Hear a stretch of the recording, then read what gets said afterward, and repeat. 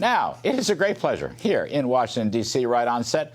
We bring in John Roberts, co-anchor of America Reports, and we bring in Kellyanne Conway, former counselor to President Trump, Fox News contributor and author of the excellent book, Here's the Deal.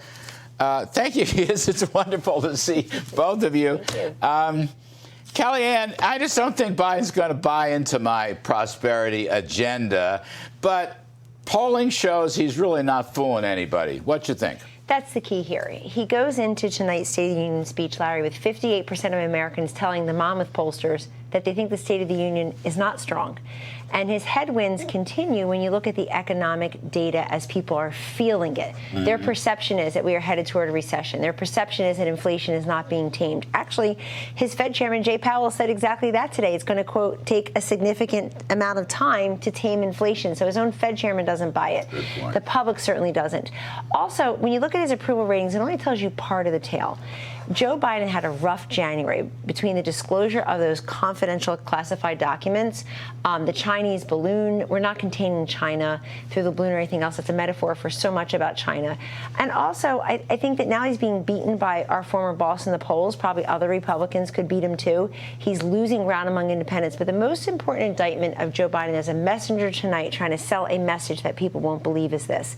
His personal attributes are terrible. You look at the NBC News poll released over the weekend. An indictment of Joe Biden personally, that he's not honest, that he's not competent, he's not mentally fit. Other than that, he's doing just great. And so I think when you look at Joe Biden and Kamala Harris behind him, well, that's a question of endurance. And I think whoever debates him on the stage in 2024 ought to let him speak the most, because we don't know if he can do it. But look, they have no problem lying to the public about the economy, particularly. Well, there'll be a lot of the press secretary does it daily.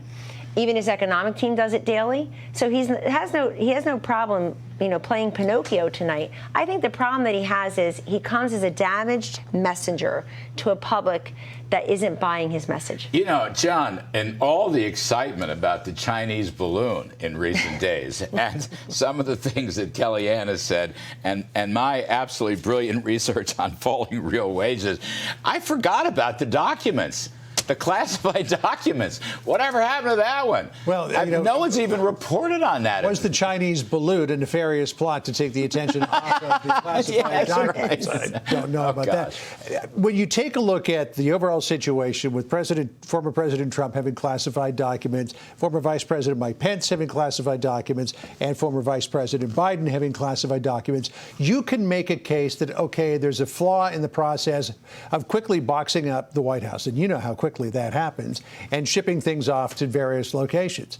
But that doesn't explain why, as a senator, Joe Biden had classified documents, because you are not allowed to take those out of a SCIF. If you take them out of a SCIF, you have to potentially, as the late Sandy Berger did, put them in your socks to get them out, and then somebody from the archives notices that and turns you in. So how did he ever have these classified documents? That's a question that I think Congress needs to look into and needs to get an answer for.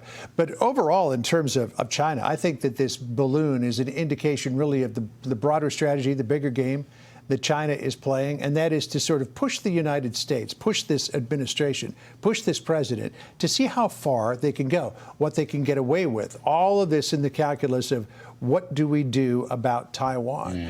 And we know from William Burns' talk that he gave at Georgetown last week, the CIA director, that she has told his military, be prepared for 2027 and invade Taiwan. We know that General Mike Minihan has said, I think it's going to be 2025. So does this all play in together if China is just probing and testing to see how much they can get away with? Kellyanne, I'm trying to make the case that last night, in response to this crazy Chinese balloon story and some of the other things John mentioned, that it's not America that's in decline. It's America's leadership that's in decline. Right. It's the Biden administration taking us down the wrong road. And my reckoning, my expectation is tonight's State of the Union message is not going to be any different from prior policies, not going to change anything. Actually, they have pre-leaked what the State of the Union will really be about. Number one, he's going to tout his economic successes. As we all have pointed out quite correctly, the public doesn't believe that there have been economic successes. So he's going to talk about spending trillions of dollars of money we don't have on things we didn't need. And he's going to brag about that. And we know something called the Inflation Reduction Act did no such thing. And it passed without a single Democrat being against it, a single Republican being for it. So it's a very partisan presidency. The second thing that you just hit on is important. This is a president who promised unity, and his numbers are way down in terms of being a unifier and the number of Americans feeling that he is a unit, that we are unified.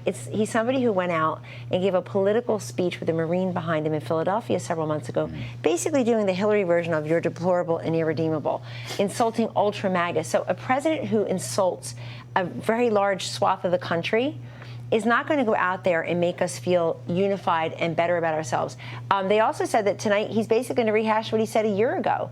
Now, the question for him is very simple. Why didn't you follow through? What have you been doing for the last year? And if you think he's unpopular and unsaleable, look right behind his right shoulder and see the Vice President, Kamala Harris. You now have Democrats openly criticizing her. Hillary Clinton saying she doesn't have political instincts. People who work for her saying they lost, quote, all hope in her. The New York Times running a story about her just this week in the last couple of days, Larry, to match their polling to show how unpopular she is. So I think as Commander-in-Chief, Joe Biden has no credibility. As the domestic steward of our economy, has no credibility tonight.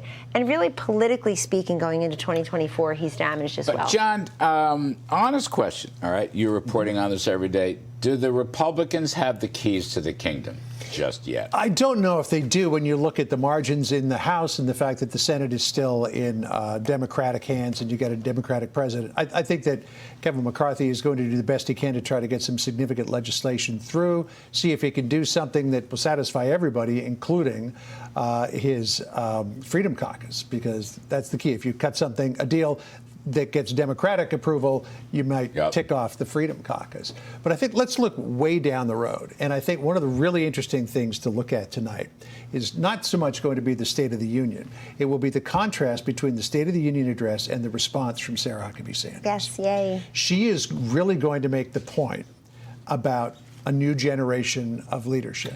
She is going to get up there and she's going to say, you're looking on television right now at the youngest governor, and you're looking, and you just saw the oldest president ever on television. It's time to turn the keys to the kingdom over to a new generation. The new hope of America? I don't know if she's the new hope for America. She's going to do great tonight. She touched on that in her inauguration, those same themes. Let's see how she does in Arkansas. But I can see a case where you might just see a bumper sticker or a political sign or two saying Huckabee 2028. Yes. Well, that's her father. It's going to say Sanders, and we don't mean Bernie. Let's make what do you think? clear. To John's point, though, it's the new generation theme coming from Sarah. Yeah, no, new generation. I think this new generation also probably still loves her old boss, but is a new generation. Of course she does, right? and we love her. I was there for inauguration. It was a thrill to watch a friend be inaugurated as the youngest governor, first father-daughter governorship, youngest first female governor of Arkansas, breaking all kinds of glass ceilings.